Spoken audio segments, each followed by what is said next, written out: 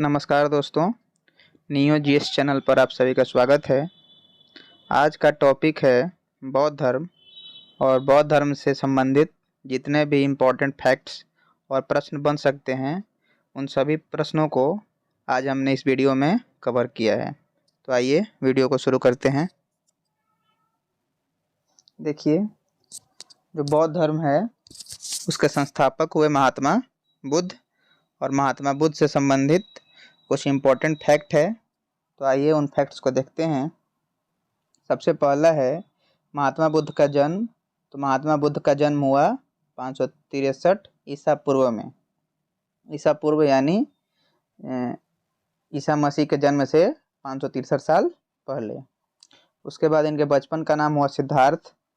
पिता का नाम सुधोधन, जो कि किस कुल के थे? शाक्य कुल। शाक्य कुल यानी किस वंश से थे? तो शाक्य वंश। इम्पोर्टेंट है ये।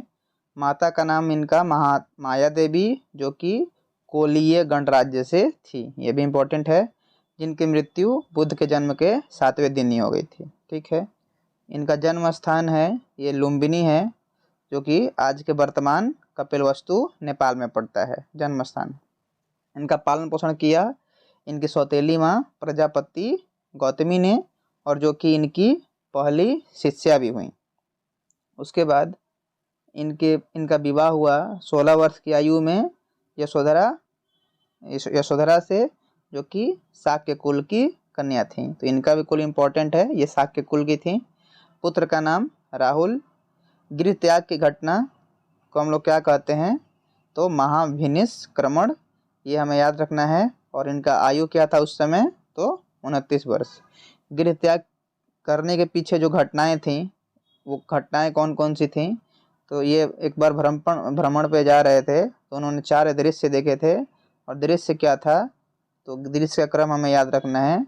सबसे पहले इन्होंने देखा बुढ़ापा, मतलब बुढ़ापा यानी बूढ़े व्यक्ति को देखा। उसके बाद एक रोगी व्यक्ति को देखा, फिर सन्यासी, और उसके बाद मृत व्यक्ति। किन घटनाओं को देखने के बाद इनका सांसारिक जो भी मोह माया है उनसे इनका मन हट गया, और फिर इन्होंने गृह त्याग करने की योजना बनाई। अगला है इनके सारथी का नाम तो चन्ना, और जो घोड़ा था उसका नाम कंथक। इनके गुरु हुए तो प्रथम गुरु हुए आलार कलाम, जिनसे इन्होंने सांख्य दर्शन की शिक्षा ली। और दूसरे गुरु हुए तो रुद्रकराम पुत। आगे है इनको ज्ञान की प्राप्ति हुई तो 6 वर्ष की कठिन तपस्या के बाद, यानी कि इन्होंने 29 वर्ष की अवस्था में गृह त्याग किया, और 6 वर्ष की कठिन तपस्या के बाद 35 वर्ष की आयु में बैसाख की पूर्णिमा के दिन में हमें याद रखना है। तो बैसाख की पूर्णिमा थी। उस दिन फल्गु, जिसे कि निरंजना भी कहा जाता है, तो फल्गु नदी के किनारे पीपल वृक्ष के नीचे ज्ञान की प्राप्ति हुई। और ज्ञान प्राप्ति के बाद ये क्या कहलाए? बुद्ध कहलाए। महात्मा बुद्ध का जो बचपन का नाम था वो सिद्धार्थ था, लेकिन ज्ञान प्राप्ति के बाद इनका नाम बुद्ध हुआ। और फिर यह स्थान जो कहलाया, ये क्या कहलाया? तो बोध गया। और ये जो घटना है महात्मा बुद्ध को ज्ञान की प्राप्ति, इस घटना को क्या कहा गया है? संबोधि। उसके बाद इनका प्रथम उपदेश जो होता है वो कहाँ हुआ? तो सारनाथ में। और सारनाथ का पुराना नाम क्या है? तो ऋषिपत्तनम। ये भी हमें याद रखना है। और जो इनका प्रथम उपदेश होता है, इस घटना को क्या कहा गया है? तो धर्मचक्र प्रवर्तन। और इनके जो उपदेश की भाषा थी सभी उपदेशों की, वो क्या थी? पाली थी। ये भी इम्पोर्टेंट है। उसके बाद है कि सर्वाधिक इन्होंने उपदेश कहाँ पे दिए? तो श्रावस्ती में। और श्रावस्ती कहाँ थी? तो ये कौशल जो प्रदेश था उस समय, जो 16 जनपद थे, उसमें से एक महाजनपद कौशल भी था, तो उसकी राजधानी श्रावस्ती थी, जहाँ पर इन्होंने सर्वाधिक उपदेश दिए। उसके बाद है इनकी मृत्यु होती है 483 ईसा पूर्व में बैसाख पूर्णिमा के दिन। तो ज्ञान की प्राप्ति भी हुई बैसाख पूर्णिमा के दिन, और मृत्यु भी हुई है बैसाख पूर्णिमा के दिन 483 ईसा पूर्व में। इनकी उम्र थी कितना उस समय? तो 80 वर्ष। कहाँ पे होता है? जगह का नाम है कुशीनगर, जो कि अभी वर्तमान उत्तर प्रदेश का देवरिया जिले में पड़ता है कुशीनगर। कैसे हुई मृत्यु? तो इनके एक शिष्य हुए चुंद सुनार, उनके द्वारा मांस खिलाए जाने से इनकी मृत्यु हुई। और इस मृत्यु को महापरिनिर्वाण भी कहा जाता है। और मृत्यु के बाद महापरिनिर्वाण मंदिर का निर्माण भी हुआ, तो तो वो कहाँ हुआ? कुशीनगर, उत्तर प्रदेश में। देखिए इसके हम बाद आगे प्रश्न देखते हैं। तो हमारा पहला प्रश्न है कि महाभिनिष्क्रमण की घटना गौतम बुद्ध के जीवन के किस कार्य से संबंधित है? तो हमने पीछे देखा है कि जो इनका गृह त्याग का घटना है वो क्या कहलाया? तो महाभिनिष्क्रमण। और प्रथम उपदेश की घटना जो था वो क्या कहलाया? तो धर्मचक्र प्रवर्तन। आगे देखते हैं। आगे है हमारा कि महात्मा बुद्ध ने अपना पहला उपदेश कहाँ दिया था? महात्मा बुद्ध ने अपना पहला उपदेश सारनाथ में दिया था, जिसका एक और नाम क्या है? तो ऋषिपत्तनम। अगला देखते हैं हम लोग प्रश्न। अगला प्रश्न है महात्मा बुद्ध ने सर्वाधिक उपदेश किस स्थान पर दिए? तो स्थान का नाम क्या होगा? श्रावस्ती, जो कि कौशल प्रदेश की राजधानी थी। अगला है महात्मा बुद्ध ने अपने उपदेश किस भाषा में दिए? इसका उत्तर होगा पाली। अगला है महात्मा बुद्ध की मृत्यु किस स्थान पर हुई? स्थान का नाम बताना है हमें। तो कुशीनगर। बोध गया में इनको ज्ञान की प्राप्ति हुई और लुम्बिनी में इनका जन्म हुआ था। आगे है महात्मा बुद्ध को ज्ञान की प्राप्ति किस वृक्ष के नीचे हुई? तो ज्ञान की प्राप्ति हुई थी बोध गया में, और वृक्ष कौन सा था? तो पीपल का वृक्ष था। इसे अभी वर्तमान में बोधि वृक्ष के नाम से भी जाना जाता है।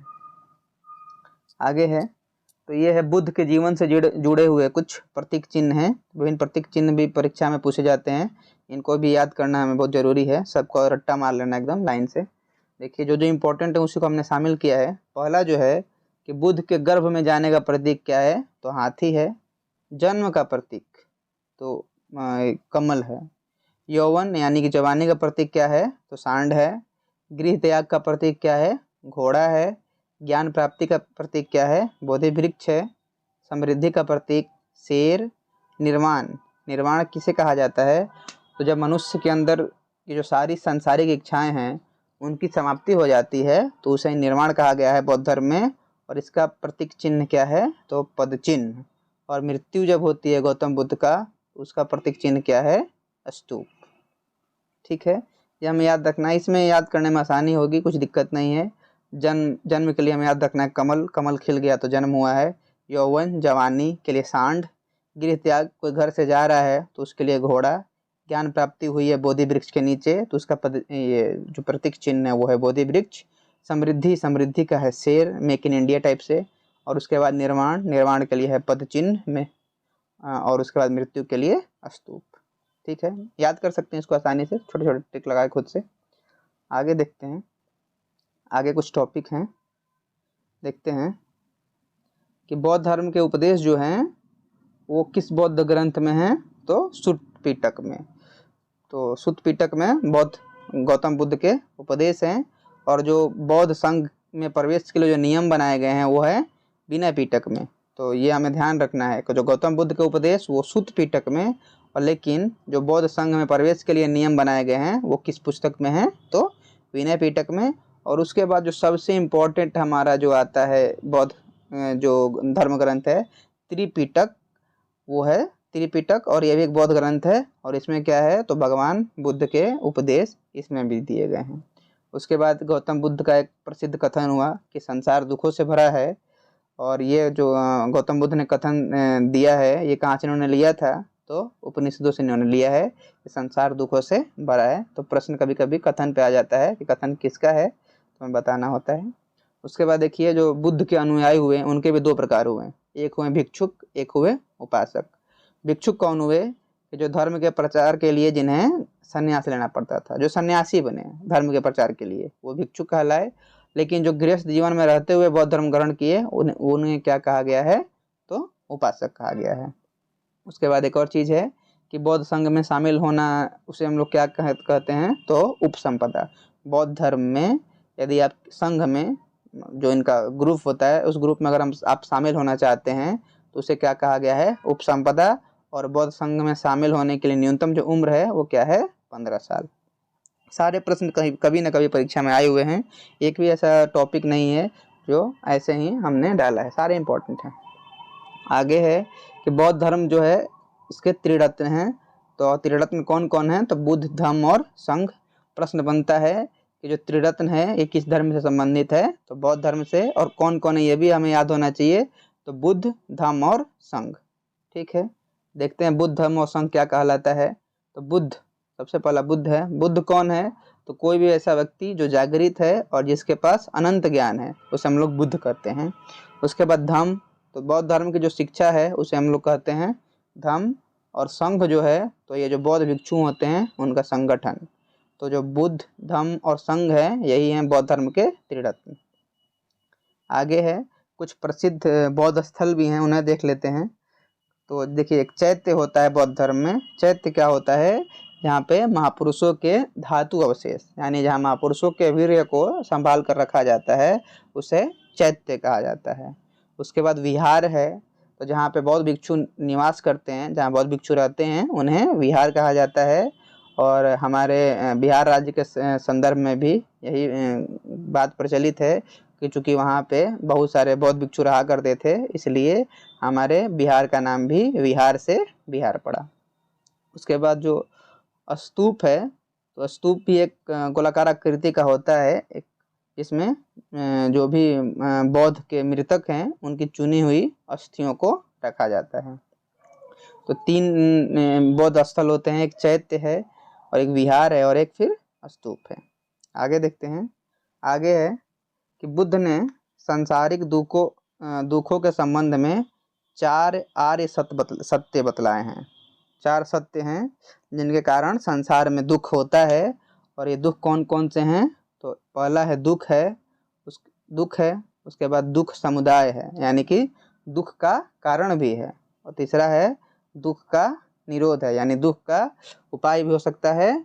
और उसके बाद चौथा क्या है, तो दुख निरोध गामिनी। ठीक है, ये 4 प्रकार के दुख हैं। और इन 4 प्रकार के दुखों से मुक्ति के लिए गौतम बुद्ध ने हमें अष्टांगिक मार्ग अपनाने की सलाह दी है। तो इससे ये प्रश्न बनता है कि अष्टांगिक मार्ग की संकल्पना किसने की, तो गौतम बुद्ध ने। और किस धर्म से संबंधित है, तो बौद्ध धर्म से। और अष्टांगिक मार्ग जो किसके लिए बना हुआ है, तो सांसारिक दुखों से मुक्ति के लिए। तो 4 आर्य सत्य दिए हैं बुद्ध ने। और 4 आर्य सत्य में है हमारा ये दुख समुदाय, दुख निरोध और दुख निरोध गामिनी, और जिससे मुक्ति के लिए हमें बतलाया गया है अष्टांगिक मार्ग। आगे है संघ में प्रवेश करने वाली जो पहली महिला थी, तो जो महात्मा बुद्ध की सौतेली माँ हुई, जिन्होंने उनका पालन पोषण किया, वो थी प्रजापति गौतमी, संघ में प्रवेश करने वाली पहली महिला। भारत में पूजे जाने वाली पहली मूर्ति किसकी हुई, तो महात्मा बुद्ध की। धार्मिक जुलूस का प्रारंभ किस धर्म में पहली बार हुआ, तो बौद्ध धर्म में। उसके बाद है कि बौद्ध धर्म जो है ईश्वर और आत्मा को नहीं मानता है, लेकिन पुनर्जन्म में विश्वास करता है। तभी माना गया है कि जो बुद्ध के अगले अवतार होंगे वो कौन होंगे, तो मैत्रेय होंगे। आगे है कि क्षणिकवाद का सिद्धांत भी दिया है महात्मा बुद्ध ने। प्रश्न से बनते हैं, क्षणिकवाद क्या है, कि महात्मा बुद्ध के अनुसार जो संसार है वो क्षणिक है, यहाँ पे कोई भी चीज़ परमानेंट नहीं है, सारी चीज़ें टेम्पररी हैं। उसके बाद एक और सिद्धांत है बौद्ध धर्म का, कि शून्यवाद का सिद्धांत ये दिया है किन्होंने, नागार्जुन ने। इनका मानना ये है कि संसार में ईश्वर के अलावा हर एक चीज़ क्या है, तो शून्य है।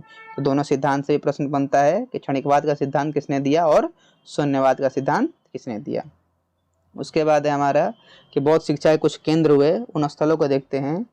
तो नालंदा हुआ बिहार में, जो कि बौद्ध धर्म के महायान शाखा से संबंधित था। और जिसकी स्थापना किसने की थी, तो गुप्त शासक कुमार गुप्त ने। प्रश्न इससे बहुत ज़्यादा बनता है, वेरी वेरी इंपॉर्टेंट ये प्रश्न है कि नालंदा जो महाविहार है उसकी स्थापना किसने की, तो कुमार गुप्त ने, जो कि गुप्त शासक था। उसके बाद विक्रमशिला भी था एक स्थल, बौद्ध शिक्षा केंद्र जो था विक्रमशिला विश्वविद्यालय, जिसकी स्थापना किसने की, तो पाल शासक धर्मपाल ने। वेरी इंपॉर्टेंट है, इसको भी याद करना होगा हमें। उसके बाद है कि बौद्ध ग्रंथों में जो बोध गया का नाम है वो क्या था, तो उरुवेला, ध्यान देना हमें। उसके बाद है कि वैशाली की प्रसिद्ध नगर वधु जो गौतम बुद्ध की शिष्या बनी, तो आम्रपाली। तो ध्यान रखना है किस नगर की ये प्रसिद्ध नगर वधु थी, तो वैशाली की, और जो नाम था इनका ये था आम्रपाली। आगे देखते हैं। देखिए बहुत इंपॉर्टेंट ये टॉपिक है, इसके इम्पोर्टेंस का क्या ही अंदाज़ा लगाया जाए।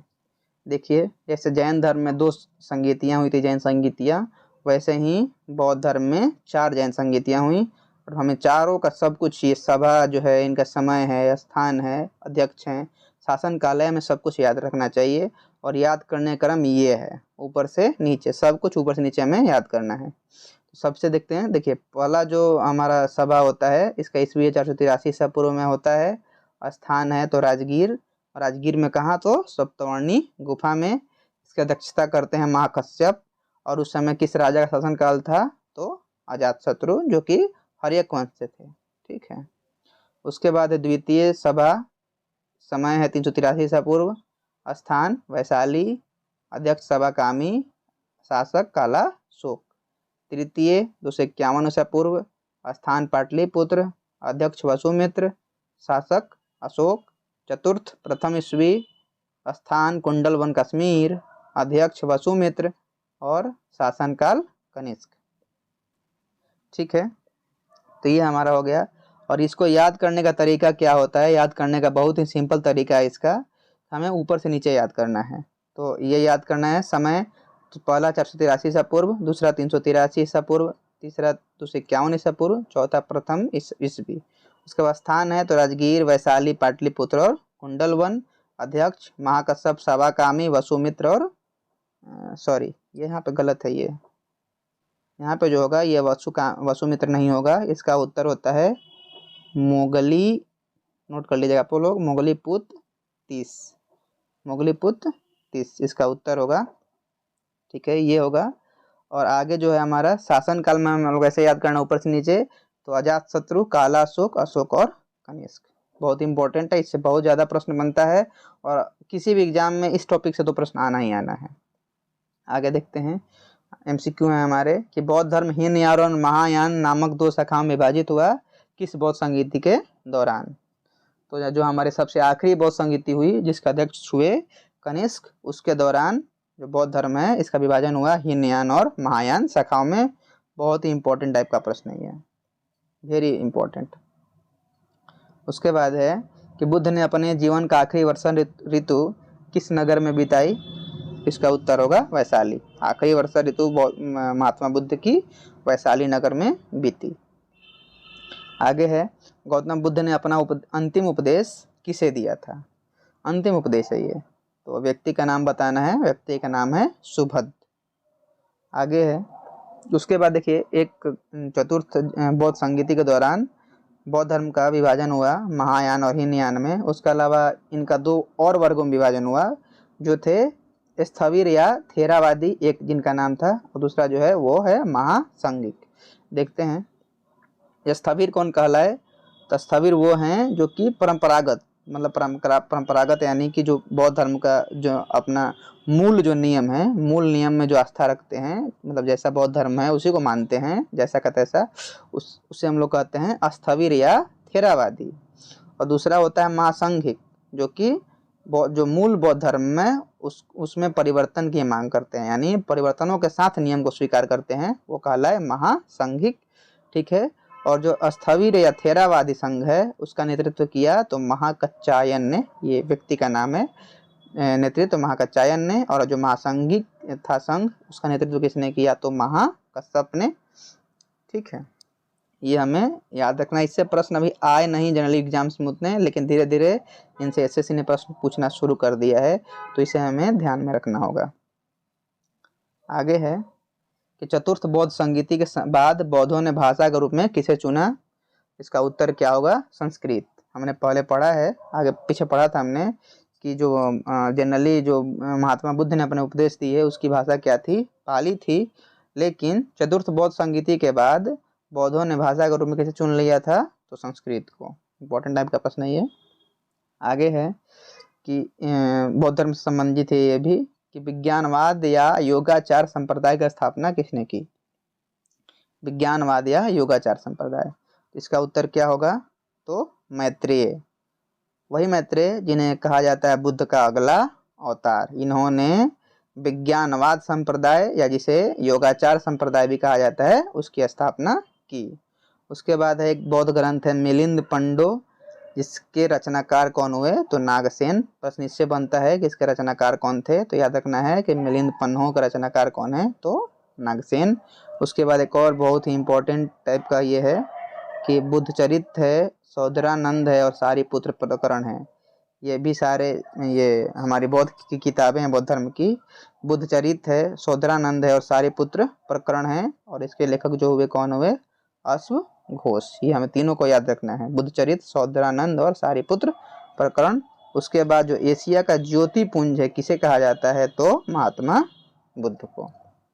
ठीक है, आगे देखते हैं। एमसीक्यू प्रकार का प्रश्न है कि गौतम बुद्ध की माँ जो थी वो किस वंश से संबंधित थी? मैंने पीछे देखा था, गौतम बुद्ध की जो माता हुई वो किस वंश से संबंधित थी? तो कोलीय वंश से, जिनका नाम था महामाया देवी। आगे है, सप्तवर्णी गुफा स्थित है? उत्तर होगा राजगीर। तो प्रथम बौद्ध संगीति हुई वो राजगीर में हुई और राजगीर के सप्तवर्णी गुफा में हुई। आगे है, बोध गया में बोधि वृक्ष अपने वंश की किस पीढ़ी का है? तो जो बोध गया में अभी प्रेजेंट में जो बोधि वृक्ष है ये मूल बोधि वृक्ष नहीं है, ये अपने वंश के 5वीं पीढ़ी का जो है बोधि वृक्ष है। ये प्रश्न आया हुआ है पहले। आगे है, त्रिपिटक किस धर्म का धार्मिक ग्रंथ है? पीछे हमने देखा है त्रिपिटक जो है बौद्ध धर्म का धार्मिक ग्रंथ है। आगे है, विश्व शांति स्तूप कहाँ है? देखिए दिख रहा है फोटो में हमें, ऐसा आप सभी ने देखा भी होगा, शायद घूमने भी गए होंगे। तो विश्व शांति स्तूप कहाँ है? राजगीर में। आगे है कि बुद्ध की 80 फुट बड़ी प्रतिमा जो कि बोध गया में है किसने बनवाई थी? ये भी दिख रहा है आप लोगों को सभी को जो प्रतिमा है। तो बुद्ध की जो 80 फीट लंबी प्रतिमा है जो कि बोध गया में है, इसका निर्माण जापानियों ने करवाया था। आगे है कि सर्वप्रथम स्तूप शब्द कहाँ मिलता है? बौद्धों के लिए एक स्तूप एक प्रकार का होता है जो बौद्ध धर्म में प्रचलित है, जहाँ पे जो मृत व्यक्ति होते हैं उनके हड्डी अवशेषों को रखा जाता है। तो प्रश्न ये है कि जो स्तूप शब्द है उसका सर्वप्रथम वर्णन किस वेद में मिलता है? तो उत्तर क्या होगा? ऋग्वेद। आगे है कि गौतम बुद्ध को देवता का स्थान किस राजा के युग में प्राप्त हुआ? गौतम बुद्ध जो है उनको स्थान मिला देवता का किस राजा के युग में? उत्तर होगा कनिष्क। आगे है कि भूमि स्पर्श मुद्रा की बुद्ध की प्रतिमा कहाँ है? इसका उत्तर होगा सारनाथ में, और जो जिसका निर्माण हुआ गुप्त काल में। देखिए यहाँ पे भूमि स्पर्श, इसका अर्थ शायद आप लोग नहीं समझ पाए। भूमि स्पर्श मुद्रा क्या है? तो यहाँ पे जो ये महात्मा बुद्ध का एक हाथ जो है, इनका जो ये डायरेक्शन है वो नीचे की ओर है, और इसे ही क्या कहा गया है? तो भूमि स्पर्श मुद्रा। क्योंकि जनरली आप देखेंगे तो महात्मा बुद्ध के दोनों हाथ ऊपर होते हैं, लेकिन इस जो प्रतिमा है इसमें महात्मा बुद्ध का एक हाथ लगभग जमीन को छू रहा है, और इसीलिए इस जो प्रतिमा है इसका नाम क्या है? भूमि स्पर्श मुद्रा की प्रतिमा, जो कि कहाँ है? तो सारनाथ वाराणसी में है। ठीक है, तो आज का जो वीडियो था यहीं पे समाप्त होता है।